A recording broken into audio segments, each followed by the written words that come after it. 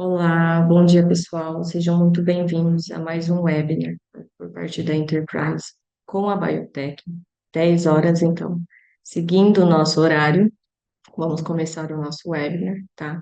Hoje falaremos um pouquinho sobre ELISA, então, desvendando o ELISA, né? Vamos falar um pouquinho sobre boas práticas, troubleshooting e soluções automatizadas. Para quem não me conhece, eu sou a Larissa, faço parte aqui do time de marketing da Enterprise, tá?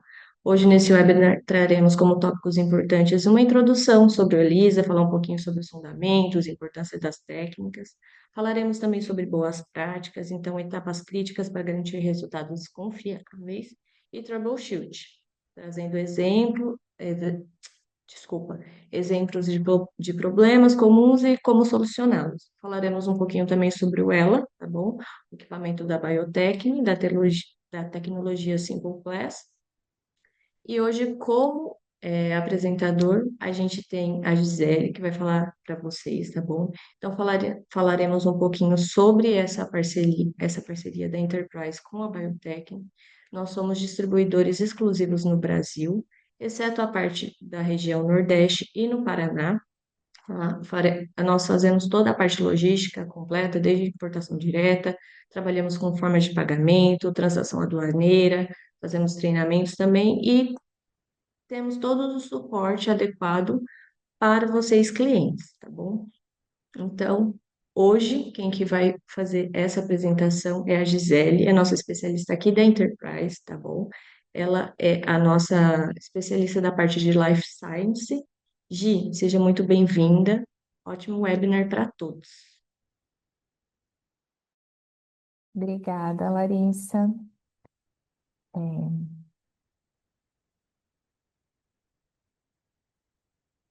eu anotar aqui um pouquinho.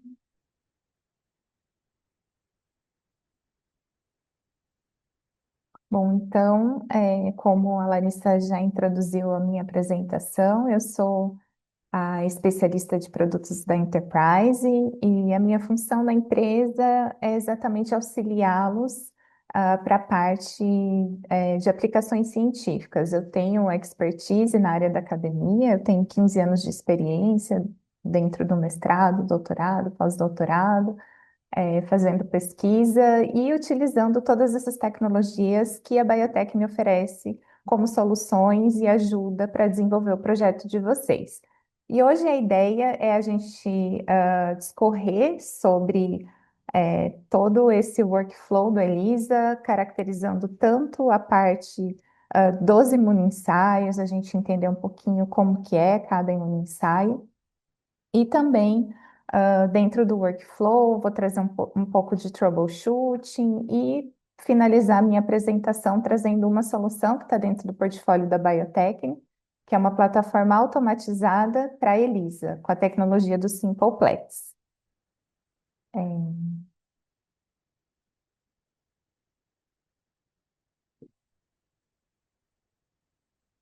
não está passando o meu slide. Ah, prontinho, gente.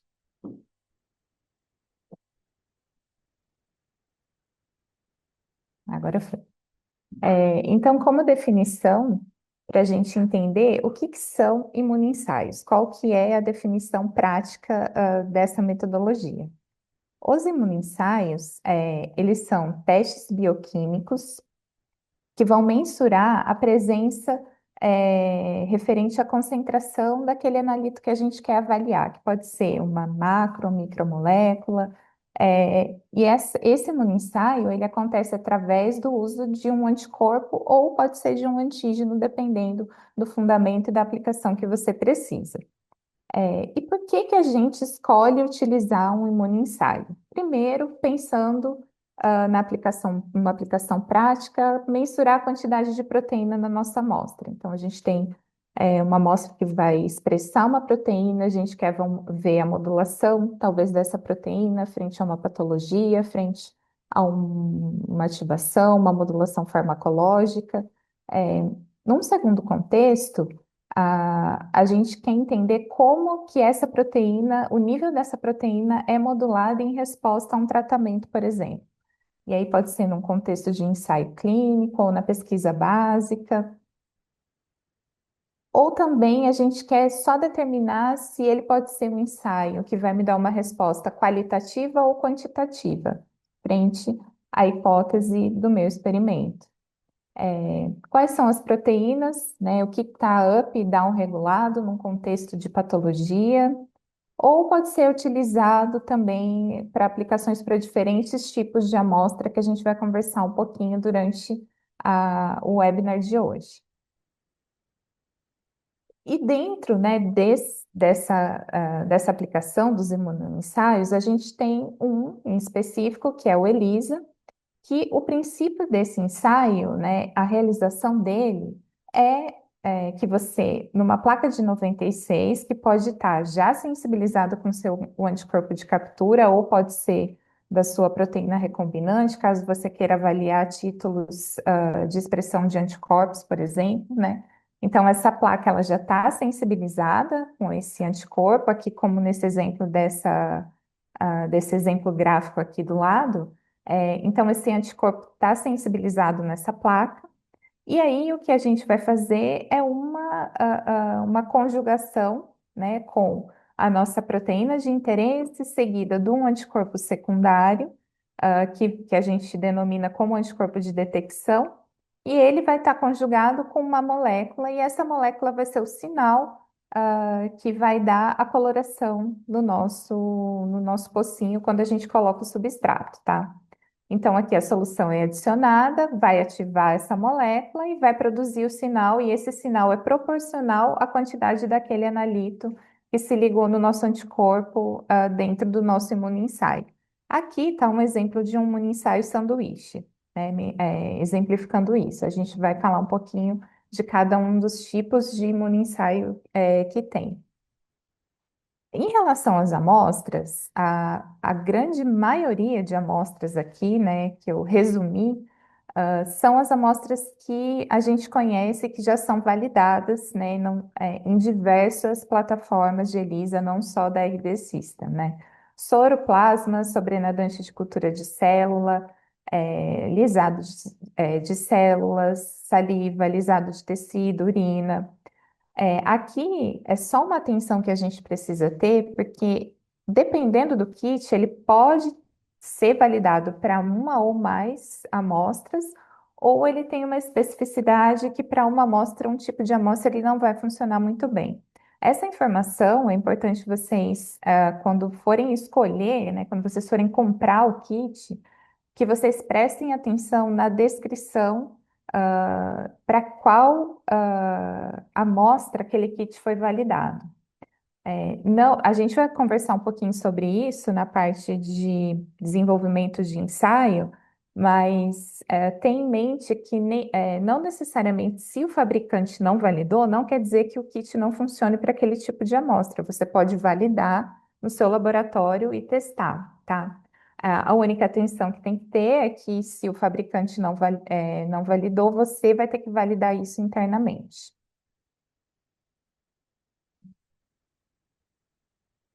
Você está um pouquinho devagar, só para passar uns. Pronto. Então, agora vamos entender quais são os tipos de ELISA, né? Para que cada um é indicado, como que funciona cada imunoensaio dentro da plataforma do ELISA. Então, primeiro a gente tem esse exemplo, né, que é o ELISA direto. Então, aqui nesse caso, o antígeno, né, o que a gente comentou anteriormente, é que o anticorpo ia estar sensibilizado no fundo da placa, para fazer o imunoensaio. No ELISA direto, a gente tem ou o antígeno ou a amostra imobilizado diretamente na placa. E aí a gente vai utilizar um anticorpo que vai estar conjugado com aquela proteína para fazer a reação, né, e dar a coloração do nosso ensaio. Ele vai estar conjugado com essa proteína e aí você faz uma incubação, então ele vai detectar diretamente aquele analito dentro da sua plaquinha, tá? Daí o substrato é adicionado, vai produzir o sinal e ele vai ser proporcional à quantidade de analito na amostra. Quando que a gente utiliza, quando que é mais indicado uma plataforma de ELISA utilizando o ELISA direto? quando eu preciso determinar uma afinidade ou uma especificidade do anticorpo na minha amostra. Ou eu estou realizando uma interação, tipo um bloqueio, uma inibição de algum alvo, e eu preciso ver essa interação. Você também pode utilizar esse ELISA. A vantagem dele é que ele é mais rápido e mais simples, porém, a gente tem algumas desvantagens que a gente tem que considerar.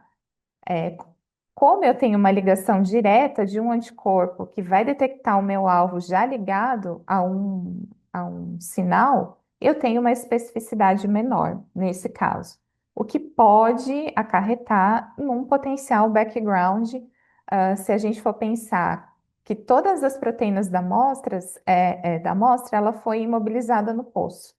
Então, eu vou aumentar esse sinal, de ruído na hora que eu for fazer a quantificação, tá? Então, levar isso em consideração sempre na escolha, do ELISA direto. Um outro exemplo é o ELISA indireto. Como que ele funciona? Então, ele é parecido com o que a gente viu anteriormente no ELISA direto, a gente tem esse antígeno mobilizado aqui na placa. Só que aqui eu tenho um passo de detecção adicional. Então, eu tenho um anticorpo que vai reconhecer aquele antígeno, e eu tenho um anticorpo secundário que vai reconhecer a espécie, né, o host, aonde o meu anticorpo primário foi produzido. Então, aqui eu já formo uma ligação mais forte dessa reação. Por isso que eu tenho uma vantagem aqui, que é a amplificação do sinal. É, Esse é um ensaio que ele é muito utilizado num contexto onde eu quero mensurar a produção de anticorpo endógeno, né? Então, como eu comentei, a amplificação do sinal é maior, porque aqui eu tenho uma ligação mais forte desses anticorpos. A desvantagem é que pode acontecer uma potencial reatividade cruzada, porque esse anticorpo secundário ele pode reconhecer alguma imunoglobulina que está ali na sua amostra, não especificamente do seu anticorpo primário que está ligado à sua proteína. Então, esse é um peso negativo caso a escolha seja do ELISA indireto. E o ELISA sanduíche é o ELISA que a maioria das plataformas de ELISA utilizam, né, essa metodologia de ensaio, né, o mais tradicional. E nesse caso, a gente tem a placa, ela já vem cotada, né, sensibilizada com o meu anticorpo de captura, que é o que vai reconhecer a região específica da proteína do analito que tem dentro da sua amostra e você está querendo mensurar. E nesse caso, depois que você faz a ligação da sua proteína, você adiciona um anticorpo de detecção na reação. E esse anticorpo de detecção, diferente do anterior, ele vai reconhecer a região específica da sua proteína. Por isso que a gente fala que monta um sanduíche. A gente tem um anticorpo primário, né? Que seria o seu anticorpo de captura, que vai reconhecer a sua proteína, e aí a gente liga também um anticorpo secundário, que é o anticorpo de detecção, que vai estar conjugado com a nossa molécula, que vai ser a molécula que vai consumir o substrato e dar o sinal e a coloração dentro do seu pocinho, tá? Ele é indicado quando você quer determinar um analito na amostra biológica, por isso que a gente utiliza esse princípio para a maioria dos ELISAs, que é mais tradicional, você buscar a concentração daquele analito no contexto que você está estudando. A vantagem é uma alta especificidade e sensibilidade exatamente por conta desses pares de anticorpos, né? Então, a escolha desses pares de anticorpos é muito importante. O cuidado é que, quando você vai validar e desenvolver esse kit ELISA, a escolha dos pares de anticorpos faz toda a diferença para melhorar a especificidade e a sensibilidade do ensaio. E ele é muito mais compatível do que as outras plataformas de ELISA para matrizes de amostra complexas, que a gente vai falar um pouquinho durante a apresentação hoje, que é muito importante ter isso em mente quando a gente fala de ELISA, quando a gente quer uma sensibilidade melhor do nosso ensaio. A desvantagem, né, é que ele é um protocolo que demanda mais tempo, então você tem mais passos de incubação, mais passos de lavagem. E se você for desenvolver é, esse, esse ELISA, né? Se você for desenvolver ele in-house, desde a escolha do anticorpo, ele é muito mais desafiador, porque nesse caso, quando você vai desenvolver esse ELISA, você vai precisar testar esses pares de anticorpos para ajustar qual a melhor escolha dos pares para aumentar a especificidade do seu ensaio.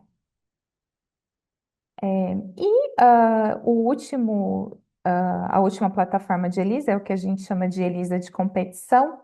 Ele é bem indicado quando você precisa detectar pequenas moléculas. Ele é similar ao sanduíche, né? O processo de imunoensaio, de ligação, é similar ao que a gente viu anteriormente.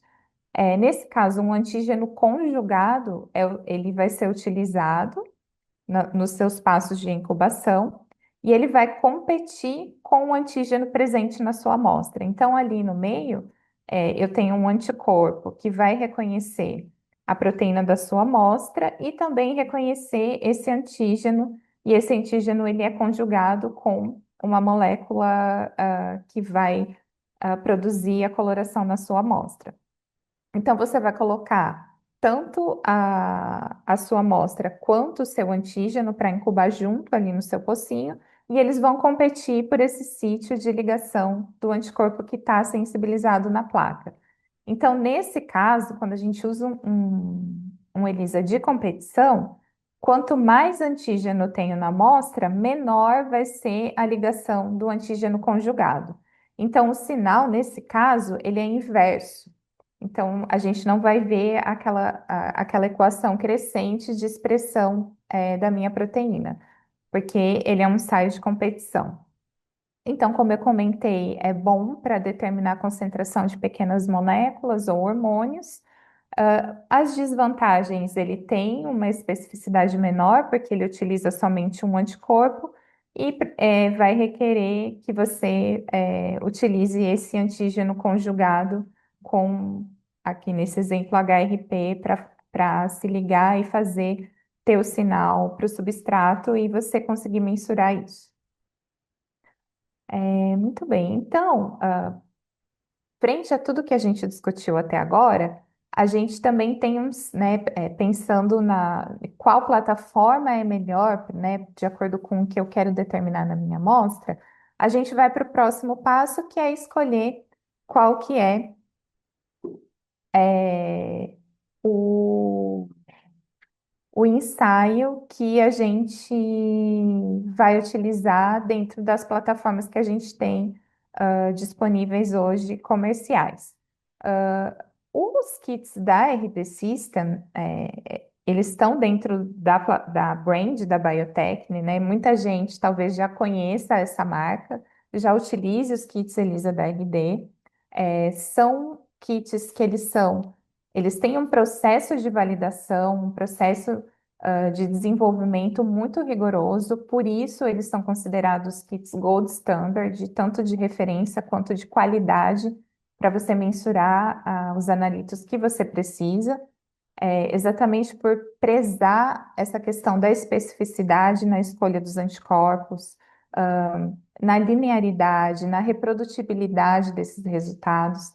E dentro da brand da Biotechne, a gente tem vários kits disponíveis, vários formatos de kits disponíveis, e aí a escolha vai depender da sua aplicação, de qual que é a resposta que você quer, né?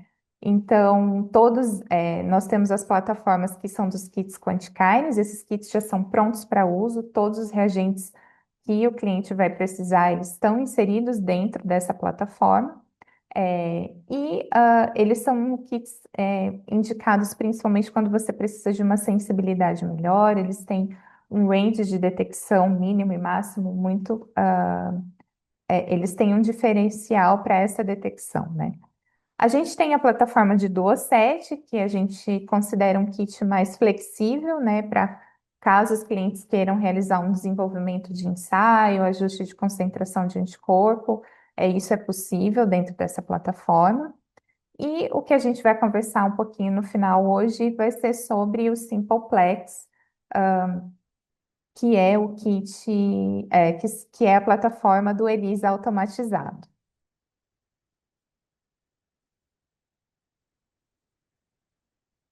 É,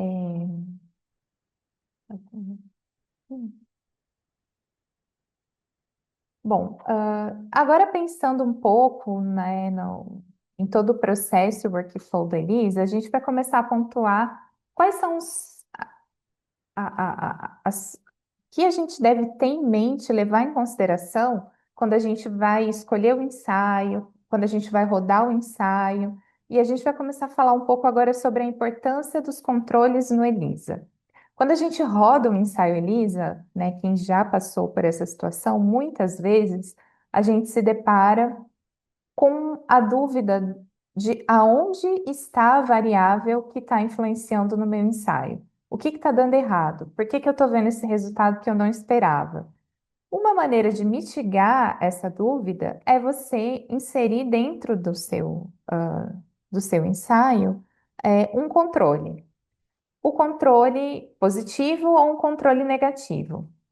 Porque você verifica se esse ensaio ocorreu aconteceu corretamente e garante a acurácia na performance. Então, eu consigo garantir, não, eu não estou tendo problema com o meu passo a passo, não é o meu kit, não é o meu anticorpo do kit. O problema está, talvez, na minha amostra, ou em algum passo que eu posso ter feito errado na hora de colocar minha amostra.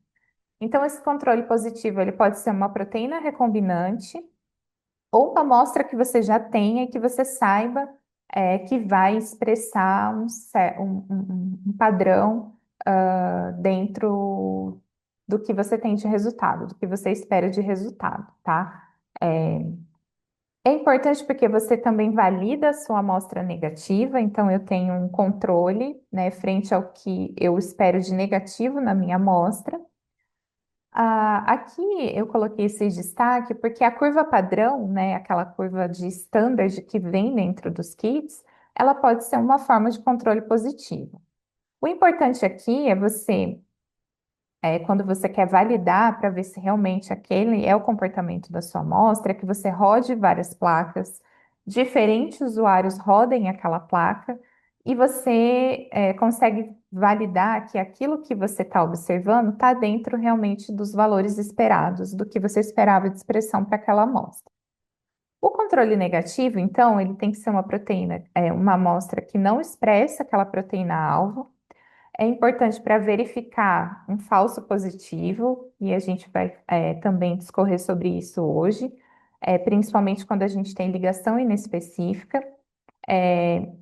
E aqui eu ressaltei um ponto importante para quando a gente usa sobrenadante de cultura de células. Então, se no seu ensaio o que você vai avaliar é o sobrenadante de cultura de células, é muito importante você colocar junto na sua placa o meio de cultura, só o meio puro, que onde aquela célula foi diferenciada, tá? Isso é muito importante.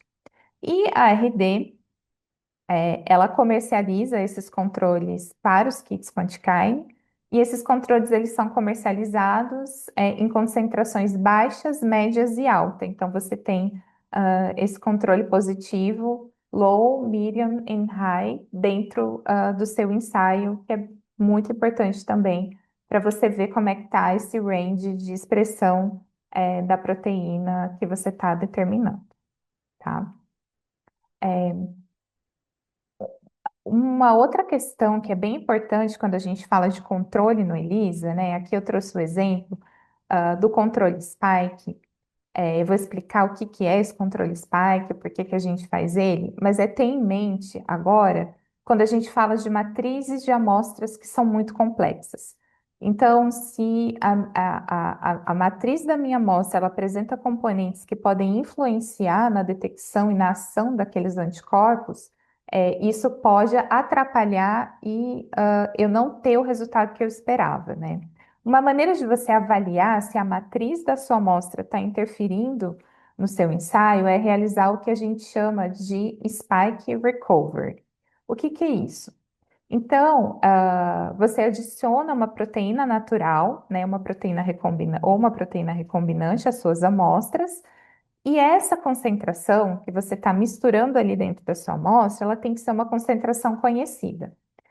E aí você vai rodar o seu ELISA. Quando você for analisar os seus resultados, você vai mensurar o quanto que você conseguiu recuperar de leitura daquela concentração que você conhecia e que você misturou ali com a sua amostra. Então, a ideia é você ter a sua concentração dessa proteína natural conhecida, a sua amostra, que você não sabe, né, o quanto que tem de expressão daquela proteína, e você tem um outro pocinho que você vai misturar a sua amostra com essa proteína conhecida. Roda o ELISA, e aí a gente vai avaliar o quanto que recuperou de expressão daquela concentração conhecida. O quanto, dentro de qual range que eu considero como válido essa recuperação. Então, eu tenho que ter de 80, entre 80 e 120% é, de recuperação daquela concentração que eu sabia que estava dentro, da minha amostra. Nesse exemplo aqui, a RD, ela rodou esse experimento para avaliar a expressão da IL-1 beta, ela usou o kit Quantikine para determinar isso, e foi avaliar a média dessa recuperação comparando os kits da RD com os kits de fabricantes de competidores no mercado. E aqui, dentro de três contextos de matrizes de amostra, então, soro, plasma com EDTA e plasma heparinizado. Então, a gente vê que nos kits da RD, a gente teve uma recuperação que está dentro desse, de 80% a 120% do que é aceitável para a recuperação daquela concentração que a gente misturou e que a gente sabia o quanto que expressava. Isso é importante porque, como eu comentei antes, às vezes no kit ele não validou a amostra que você quer rodar no seu ELISA. Aí você fica na dúvida, aí agora, será que eu tento rodar com a minha amostra ou não? Esse é um experimento que vai responder essa pergunta. Será que a minha amostra, a matriz dela, pode atrapalhar? Será que ela não está interferindo muito no meu ensaio e o que eu estou vendo não é realmente o que eu quero? Ou eu não estou conseguindo quantificar porque eu tenho muita influência da matriz da amostra, nesse ensaio? Então, esse experimento ajuda a delinear o quão a matriz da sua amostra está interferindo na sua reação. A RD, ela dentro do protocolo dela de validação dos kits, para todos os kits ela roda esse ensaio de spike e recovery, para todas aquelas amostras que ela coloca dentro do kit como sendo validadas. E esses resultados eles estão dentro do certificado de análise do kit. Então, sempre busquem kits que tenham esse cuidado, né, para determinar o quanto que essa matriz está influenciando dentro do seu ensaio. Uma outra questão importante é você garantir a performance e a consistência dos seus resultados em razão daquele kit. Então, quando a gente está escolhendo o kit, pensar sempre ter em mente a escolha de kits que levem isso em consideração quando eles vão validar a fabricação daqueles lotes que eles estão soltando desses kits que vocês estão buscando para usar dentro do experimento de vocês. Dois pontos importantes que eu trouxe aqui para a gente ressaltar é em relação à acurácia e à consistência. Então, sempre ter kits que validem os pares de anticorpo e que eles tenham uma especificidade para reconhecer as proteínas recombinantes e também proteínas naturais, né? Aqui nesse exemplo,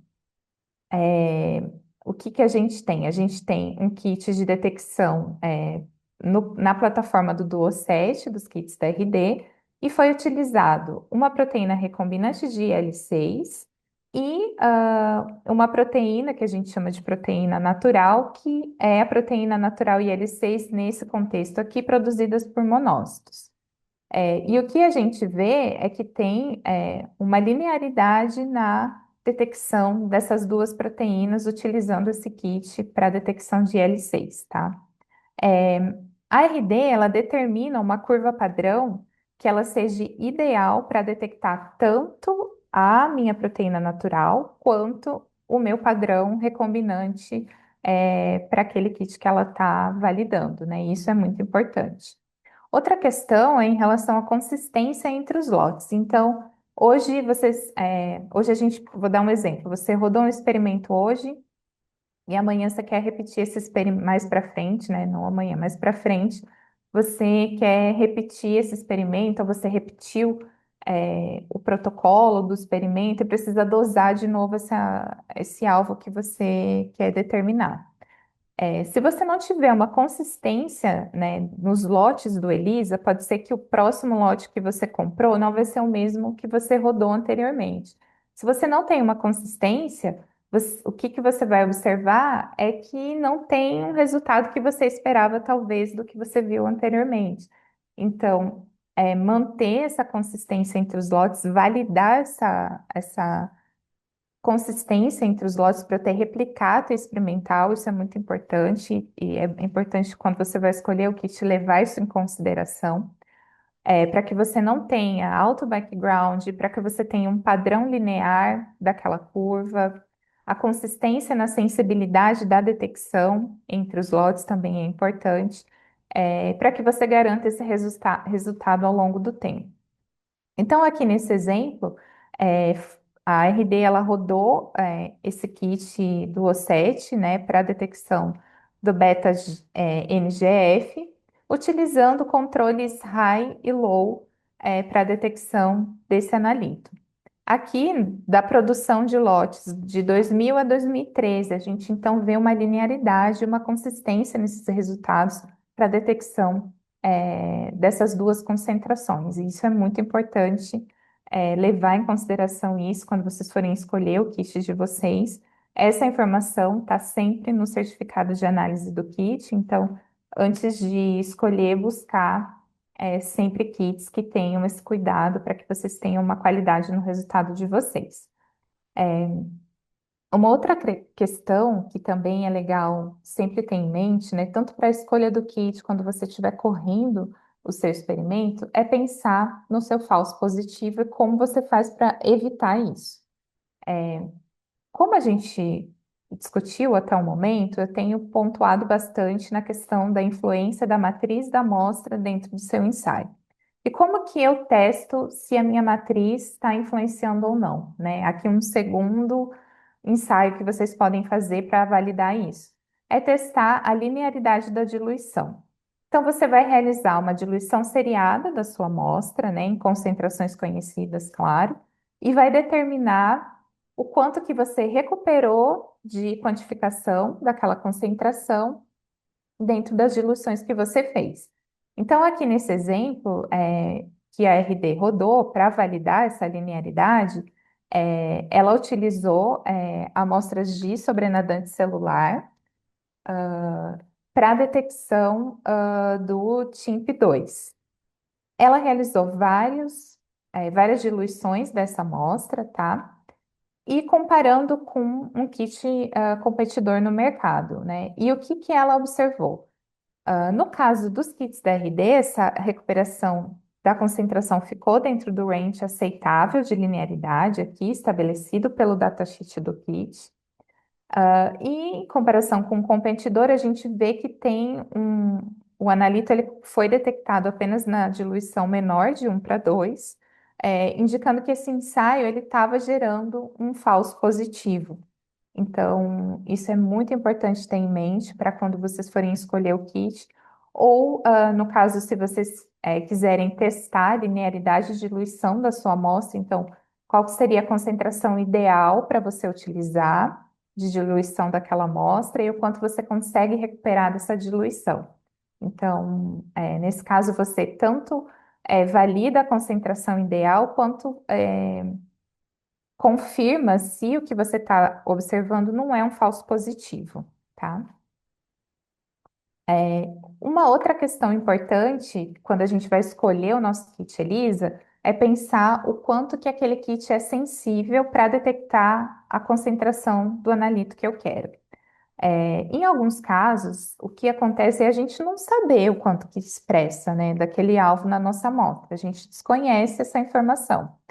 Então, a gente precisa, né? O primeiro passo que eu sempre indico é tentar buscar na literatura, as referências, se tem alguma indicação do quanto que pode estar expressando daquele alvo. E se caso vocês não saibam, é buscar kits que tenham um range, né? Uma dose mínima e uma dose máxima de detecção que vão estar dentro de um range aceitável para a sua amostra, tá? A sensibilidade do ELISA, então, é importante a gente ter também em mente em relação a essa concentração mínima. Normalmente os kits da RD, na grande maioria, eles são muito mais sensíveis a níveis de picogramas, né? Então, às vezes você tem, né, aqui nesse exemplo, inclusive, é um alvo desafiador, que é a detecção de L6. A RD, dentro da linha Quantikyne, esses kits, eles têm uma faixa mínima de detecção muito boa para a detecção do IL6, né? E o que a gente considera de faixa mínima seria o valor mínimo que eu consigo detectar, né? Então, é a menor concentração do analito, que eu consigo identificar e identificar isso com confiança, e que seja diferente estatisticamente, com a estatística diferente de zero, tá? Como eu comentei, as sensibilidades dos kits Quantikyne da linha Quantikyne da RD é na faixa de picogramas, né? Nesse contexto aqui, são amostras de soro de pacientes. Esses pacientes, eles são do grupo de pacientes saudáveis, então, a níveis de contextos fisiológicos, a gente sabe que a IL-6 ela tem uma secreção muito baixa, então os kits da RD, eles são muito mais sensíveis para essas aplicações, né? Mas de uma forma geral, né, quando vocês forem escolher, sempre ter essa questão em mente, pensar na característica da sua amostra antes de você escolher o kit. E se caso vocês tiverem dúvidas, sempre buscar com o distribuidor que vocês estão buscando esse kit, informações, passar essas informações também antes da compra. Olha, minha amostra, ela é uma amostra mais desafiadora, eu preciso de um kit mais sensível. Sempre pensar nisso para depois vocês não terem problemas na hora de realizar o ensaio, tá? E aqui agora a gente vai falar, pontuar o que que eu considero, né, dentro do workflow do Elisa, ferramentas e boas práticas para que o seu ensaio funcione de uma forma mais homogênea, né? Então, primeiro, né, quando a gente recebe o kit, a gente lê com atenção toda a descrição do manual para entender o que que o fabricante está indicando e o que que é melhor você seguir dentro do protocolo. Primeiramente, é muito importante no ELISA que todos os reagentes estejam à temperatura ambiente antes de você utilizar, a não ser que tenha algum item especial no manual que a instrução seja manter refrigerado, tá? Uma outra questão importante é que alguns kits ELISA, eles vêm no formato de strips, né? Então, os pocinhos, eles vêm em fitas, e aí você escolhe se você quer utilizar metade da placa, se você vai rodar só 10 poços, enfim, fica a critério do seu desenho experimental. Mas se você não for utilizar todos aqueles poços, sempre manter esses strips selados na bag, então esses strips, eles são comercializados, eles vêm numa bag de proteção com dessecante para que essa umidade não degrade esses anticorpos que estão sensibilizados na sua placa. Quando a gente está falando de padrão, que são aqueles estándares, normalmente eles vêm liofilizados, né? Então, se você não vai usar, né, todo aquele padrão, normalmente a gente não usa mesmo, porque a gente faz uma diluição seriada. O ideal é você reconstituir, alicotar, guardar em volumes menores para evitar os ciclos de congelamento e descongelamento. A utilização de pipeta multicanal é muito legal, porque ela vai tanto agilizar o preparo, como padronizar a sua pipetagem para você ter resultado mais consistente. E quando a gente for pipetar no pocinho, sempre manter a pipeta em um ângulo durante o dispensamento do líquido, para que a ponteira não toque o fundo da placa. Isso é muito importante, principalmente quando a gente é, passa daquela parte de sensibilização do anticorpo no fundo da placa, né? Como a gente viu lá na descrição dos ensaios do ELISA Sanduíche e dos outros ensaios. Também é muito importante e recomendável o uso de uma lavadora de placas. Ai, mas eu não tenho uma lavadora de placa. Não é todo mundo que tem a disponibilidade de uma lavadora de placa no laboratório.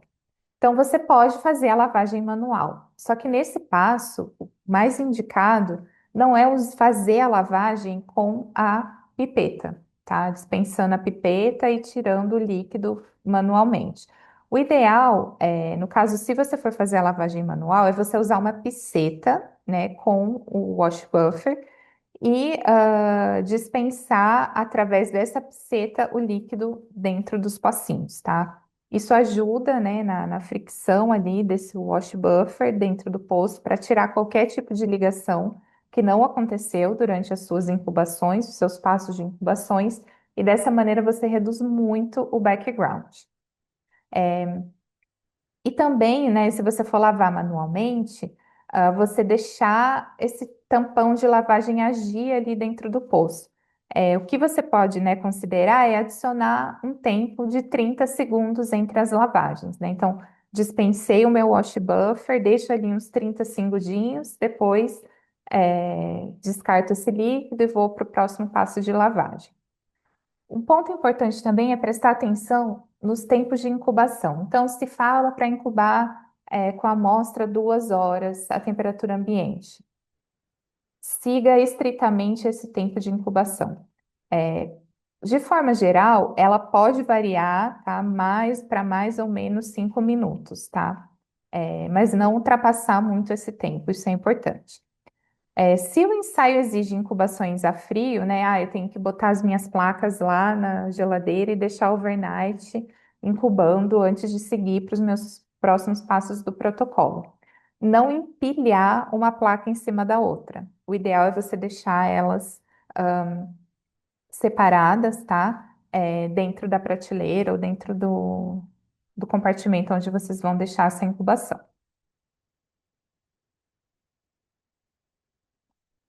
Muito bem, então agora, né, a gente já conversou um pouquinho sobre os princípios da técnica, o que fazer para melhorar e o que levar em consideração na escolha do meu ensaio.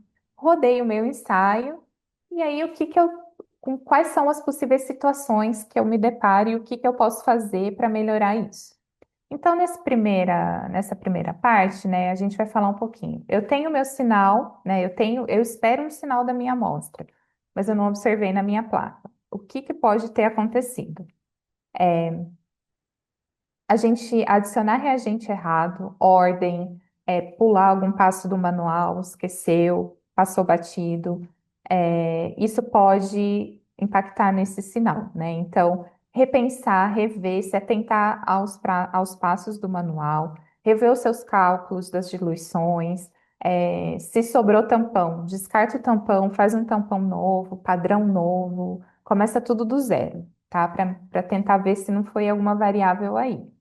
Contaminação por HRP, então, quando a gente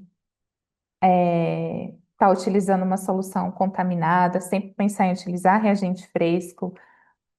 O anticorpo não está legal, não foi suficiente, talvez, para aquela amostra minha. Repensar a concentração, né? Você pode ajustar a concentração do seu anticorpo. O padrão não saiu, mas a amostra tem sinal. Então, foi algum problema no preparo da diluição do padrão ou a validade desse padrão é muito importante. O tampão utilizado para reconstituir o anticorpo, vocês não utilizaram um FBS, por exemplo, de qualidade, com uma pureza alta, também pode atrapalhar, tá, nesse sinal. A parte de sensibilização da placa, tem alguns kits que a gente precisa sensibilizar a placa com anticorpo de captura. Então, se esse passo não foi feito corretamente, todos os seus próximos passos do ELISA, eles não vão dar certo. Aqui eu coloquei uma observação, que é em relação à placa. Prestar atenção se essa placa é específica para o ensaio ELISA, tá? Ela tem que ser uma placa flat, high binding, então para uma alta ligação, e também utilizar um PBS sem proteínas carreadoras na parte de preparo do seu anticorpo de captura, tá? E também se atentar se esse tampão não está contaminado. Então, quando eu tenho muito sinal, o que pode ter acontecido? Uma lavagem insuficiente, então seguir as recomendações de lavagem do manual e o que a gente conversou anteriormente também é importante. Preparar a solução na hora, né, a solução de substrato na hora que você vai pipetar na sua placa. Se eu tenho muita estreptavigina, também pode impactar nessa coloração, então eu posso rever essa diluição e diluir se necessário. E aqui um outro ponto é sempre você manter os seus reservatórios que você utiliza para pipetagem limpos. Então, mantenha reservatórios só para o ELISA, né? Sempre limpos, bem lavados, bem enxaguados, para não ter essa presença do HRP residual. E em relação à curva padrão, então, se eu não tenho uma boa discriminação na distribuição dos meus pontos da minha curva padrão. Pode ser também a diluição da streptavidina, que vai precisar de um ajuste. Quando a gente fala de rever diluição, tá? Aí eu vou dar um exemplo principalmente dos kits da RD. Eles são kits que eles são extremamente validados, né? Provavelmente não vai ser o problema da diluição, mas pode ser que em algum outro kit comercializado você enfrente esse problema e aí você tenha que ajustar se necessário. Então, nesse caso também pode acontecer o que eu comentei anteriormente, o anticorpo não se ligar na placa, ou a concentração de diluição do anticorpo de detecção também. A parte de desenvolvimento da coloração. Então, a gente está usando uma HRP, ela vai reagir com o substrato e dar uma cor. Pode ser que aquele tempo não seja suficiente, então você precisa ajustar, deixar um tempinho a mais ali, para depois fazer a quantificação, né? Pra fazer a parada de reação e a quantificação. Ou rever se você não realizou algum procedimento incorreto, né? Isso também é importante. É, e também ver se você realizou corretamente os cálculos de diluição da curva. Também pode acontecer da curva a curva padrão tá correta, mas eu não ter sinal na minha amostra, né? Quando eu espero o sinal dessa amostra. Uma possível causa, rever o seu protocolo de indução de expressão, né? Ou no caso, se for uma amostra de paciente, rever se realmente se eu tenho expressão daquele alvo na minha amostra. Por isso que é importante aqueles controles, né? Utilizar os controles internos para você garantir que o problema não está na sua amostra. Talvez esteja em algum passo do ensaio, ou o seu controle interno vai dizer, não, realmente é a sua amostra, não é o seu passo a passo do ELISA. E reconsiderar, talvez repetir o experimento e repensar nos seus parâmetros experimentais. Ou a matriz da amostra está mascarando a detecção. Então, a gente já falou bastante sobre isso, então sempre pensar naquela diluição da amostra, testar a linearidade, para observar se eu não tenho a influência da matriz nessa detecção. E também ver o background, né? Se eu não tenho, se a possível causa pode ser na lavagem. Por experiência, a maioria dos problemas, quando a gente vê background alto, é lavagem insuficiente. Então, ter esses cuidados na hora da lavagem, que eu sei que às vezes ali é tanto passo que a gente tem que ficar fazendo na Elisa, que a gente às vezes passa batido essa parte de lavagem, não faz com tanta atenção. Então, levar sempre em consideração a importância das lavagens. Bom, resumindo, né, toda essa parte de aplicação do ELISA, né, hoje a gente trouxe de uma forma mais sintetizada, né, tem casos a casos, pontos a pontos, eu tentei trazer o que a gente vê da maioria dos problemas que os clientes observam, quando estão realizando o seu ELISA, né, e tentar orientar vocês para essa parte de melhora no ensaio, para ter um resultado mais consistente. E trouxe para vocês agora essa parte de automação. Então, a ideia da Biotechne com o equipamento, com ela, é automatizar esse ELISA, então trazer essa parte toda do workflow da Elisa para um sistema automatizado, né? E o Ela é um equipamento de automação, né? Um benchtop de bancada, para trazer consistência na análise desses biomarcadores. As principais características desse sistema, então, é que ele é um resultado rápido, ele entrega para você esse resultado quantificado em 90 minutos, utilizando 25 microlitros de amostra só. Ele tem uma faixa de reprodutibilidade alta, exatamente por automatizar todo aquele passo do ELISA, uma sensibilidade grande, a nível de picogramas, muito similar ao que a gente observa com os kits Quantikyne da RD System. E ele é muito fácil de usar, uma implementação rápida, os usuários têm muita facilidade no manuseio do equipamento, preparo da placa, de uma forma muito simples. E ele utiliza essa tecnologia que a gente chama de Simpleplex, exatamente para simplificar esse imunoensaio. Essa aqui é a cara da plaquinha, né, que a gente chama de cartucho para esse equipamento. E dentro dessa placa, o que a gente tem em cada pocinho é o que a gente chama de sistema de microfluídica, e esse sistema de microfluídica ele tem esses nanoreatores.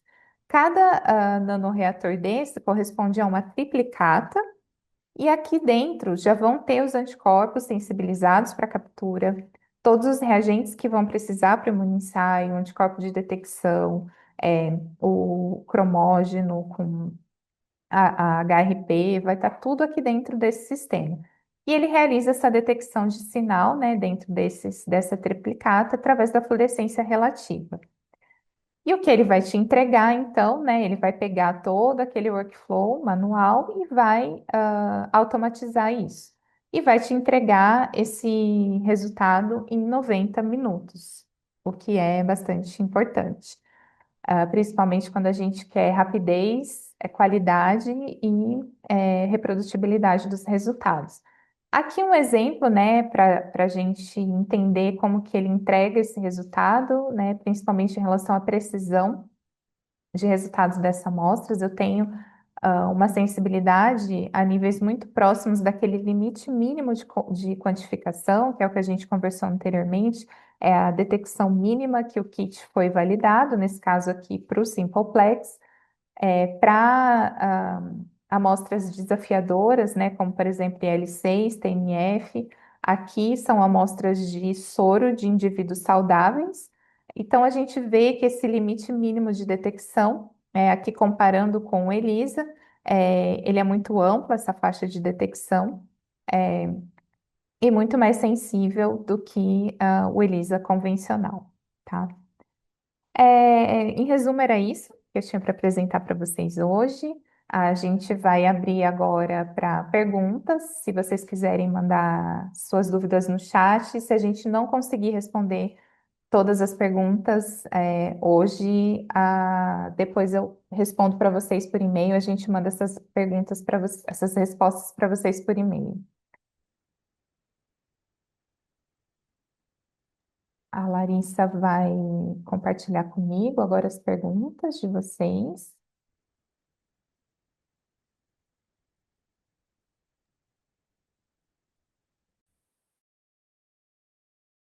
Oi, pessoal, é isso mesmo. Gostaria de agradecer aí a Gisele, tá? E também por trazer e compartilhar com a gente essa apresentação sensacional. Gostaria de agradecer a todos também que estão aqui presentes. Agora a gente vai começar a sessão de perguntas. Essas perguntas vocês enviaram para a gente no ato da inscrição, como a Gisele comentou. Se vocês tiverem perguntas e não conseguiram enviar, compartilha aqui com a gente no chat. A gente vai tentar responder o máximo de pergunta possível. Se a gente não conseguir responder hoje, a gente responde para vocês por e-mail, tá bom? Começando aqui, só mudar o formato para a gente conseguir responder para vocês as perguntinhas.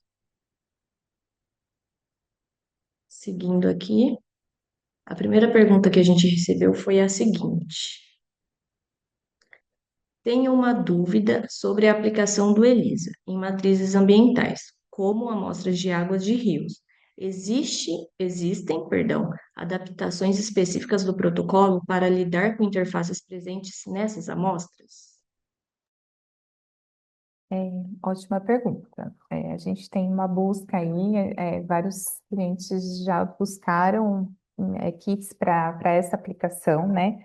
O ELISA ele pode ser aplicado em amostras ambientais, mas é importante adaptar o protocolo para a gente entender como que esses interferentes naturais da matriz dessa amostra pode impactar no ensaio, tá?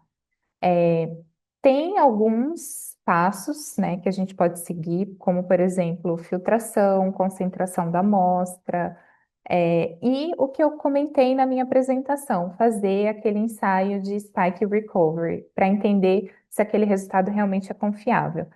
É, então, se caso você tiver interesse, quem mandou essa pergunta, você pode me mandar, um contato no e-mail, a gente pode buscar para o alvo que você precisa, o que que a gente tem disponível como solução aqui dentro do nosso catálogo para atender você e tentar ajustar esse protocolo se for seu interesse e seguir com essa análise. Seguindo aqui, a gente tem uma outra pergunta complementar à anterior. Em relação à detecção de vírus em baixa concentração, o ELISA é sensível ou seria mais indicado como método complementar outra técnica como o qPCR? Boa pergunta também.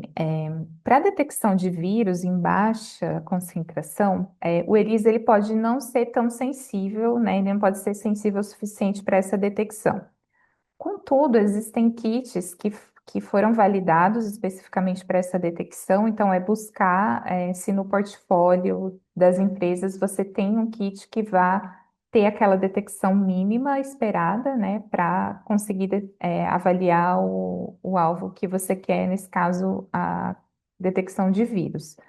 É, nesse caso, a técnica do PCR é mais indicada, porque tem a maior sensibilidade.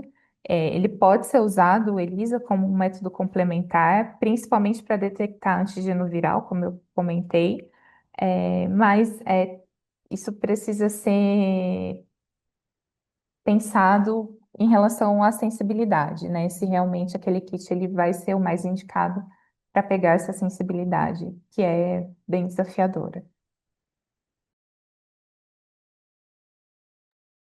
Legal. Seguindo aqui, então, para a próxima pergunta. Tenho uma dúvida da aplicação da tecnologia em plantas. Já é utilizado? Teria algum exemplo para abordar? Perfeito. Sim, o ELISA é utilizado em plantas. Tem até alguns kits que são direcionados para essa aplicação, tá? Principalmente para patógeno, monitoramento de proteína, transgênica, alguns hormônios vegetais, tem alguns kits que são direcionados para isso. Um, um exemplo, né, prático que eu vejo essa busca maior na literatura, né, principalmente para controle de qualidade, é o PVY em amostras de batata, por exemplo, mas é, que ele é amplamente usado no controle de qualidade agrícola aqui nesse contexto, mas tem alguns fabricantes que têm um portfólio de ELISA voltado para essa aplicação também. Legal. Seguindo aqui, então, outra pergunta que recebemos. Os kits ELISAs, os kits ELISA podem ser utilizados como lisado de tecido ou outros tipos de amostras não validados? Essa pergunta é bem pertinente porque tem muito interesse em usar o kit ELISA para alisado de tecido. Aqui a gente tem que levar em consideração o que a gente conversou bastante hoje no webinar, que é em relação à complexidade da matriz dentro dessa amostra, né? Então, o lisado de tecido é uma matriz muito complexa. Existem kits que já são validados para alisado de tecido. Dentro do portfólio da RD, a gente tem kits são validados para alisado de tecido, principalmente kits para detecção de marcadores intracelulares. A gente tem um portfólio voltado dentro da RD para kits intracel, né? E aí no processo de preparo de amostra, o manual do kit ele indica como realizar isso, quais são as diluições que você deve ter em mente para seguir com o protocolo. É, no caso, né, como eu comentei na apresentação, eu não sei se a minha, por exemplo, lisado de tecido não está lá como amostra validada no kit, eu não encontro nenhum kit que tenha validado.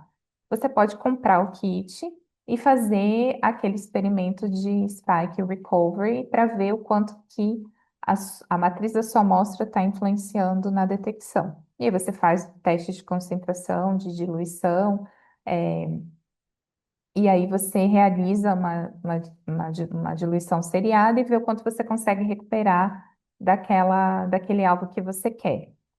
Mas tem alguns kits, dependendo do alvo, que já validaram para alisado de tecido. Legal. Próxima pergunta.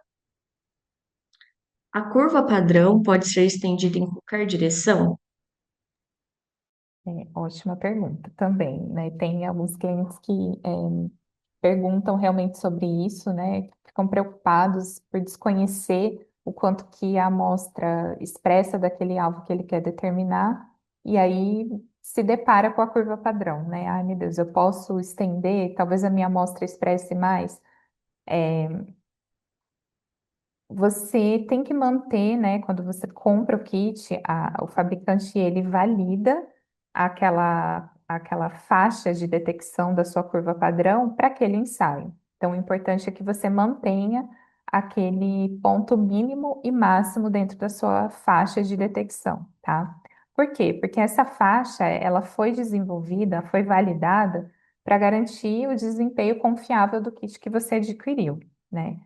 A menor concentração, ela então vai representar o valor mínimo confiável para medir dentro daquela menor faixa.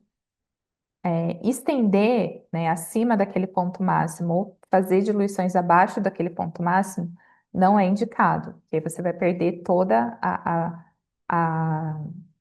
a validação e a confiabilidade daquele kit. O que algumas pessoas fazem é ajustar o range, a distribuição dentro do valor máximo e o valor mínimo, tá? Isso vocês podem fazer, mas mantenha, os padrões mínimo e máximo do range de detecção do kit. Isso não é aconselhado você ajustar.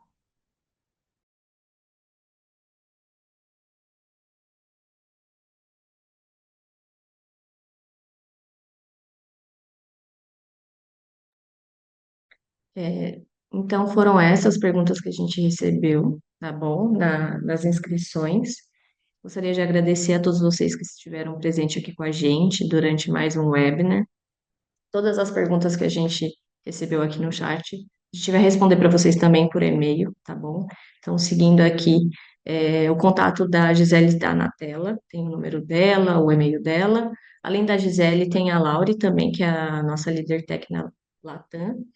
Então, se vocês tiverem dúvidas, perguntas, entre em contato com a gente, envia por e-mail, que a gente responde todos vocês, tá bom? Seguindo aí também tem o QR Code, no qual vocês conseguem acessar todos os nossos webinars.